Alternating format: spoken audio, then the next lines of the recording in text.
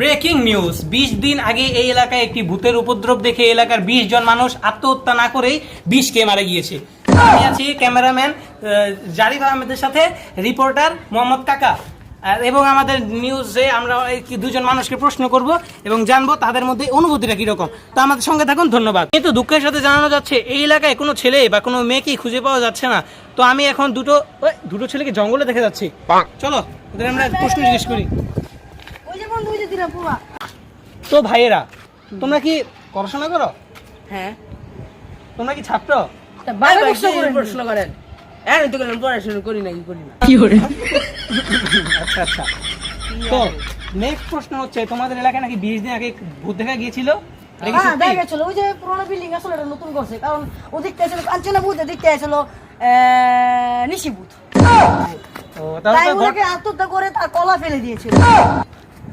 আচ্ছা আচ্ছা, ঘটনাটা প্রথম থেকে একটু বলতে। প্রথম থেকে বলতে যে বলে একটা বলছি, রাত কয়টা থেকে ভূতের উপদ্রব শুরু হয়েছিল? 3টা থেকে। রাত 3টা থেকে। কারণ এই যে জারিফ নাকি একটা ছেলে, তার বাবা একটা ছেলেকে কুবে হত্যা করলো। OMG। তারপর তাকে জানা দিয়ে কবর দিয়ে ফেললো। কারণ ওই বিল্ডিং এর নিচে, ওই বিল্ডিং এর নিচে। তারপর তাই ওই ভোটটা নেওয়ার জন্য তাকে অনেক খুঁজার পর একদিন পেয়ে গেল। কারণ পেয়ে গেল পর ওর 2টা বন্ধু নিয়ে আসলো। তার বাবা কি সে হত্যা করলো? তার বাবা, হ্যাঁ, আবার ঠিক আছে। ও, তার বাবাকে তো হত্যা করছে। তারপর কি এলাকার মানুষজন কিভাবে সেই ভূত দেখে মারা গেল সেটা নিয়ে একটু বলতেন যদি।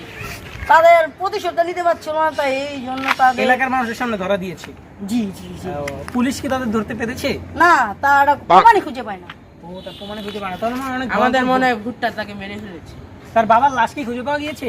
না। ওই মেরে কি বুঝতেছেন, বাবাই তুমি হত্যা করছে, তার বাবা মারে কেন? বাবাকে না চিনি বুঝছে যে সেদিন হত্যা করেছেন, তাহলে বাবার লাশ তার লাশ পাওয়া যায়নি। ও, ওনার লাশ পাওয়া যায়নি। তো রিপোর্টার কাকা এখন বিরতি নিচ্ছে। আমি অনেক ভয় আছি যে এলাকার মানুষজন কিভাবে প্রাণ বেঁচে।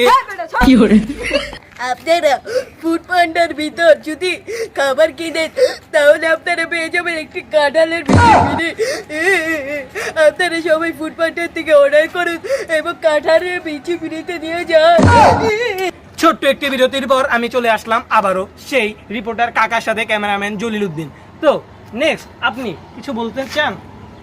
ও, আমি তোমার শোতে ফিরে যাচ্ছি। 1 2 3 শুট।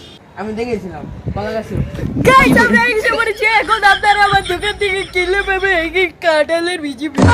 এর সাথে আপনারা যারা কিনবেন তারা ক্ষতি আর ক্ষতি হবে। আমরা কোথাতে ভালো জিনিস বিক্রি করি, আমি সবসময় খারাপ জিনিস বিক্রি করি। আমার কথা ইউটিউবে তুই নাই সুস্কে।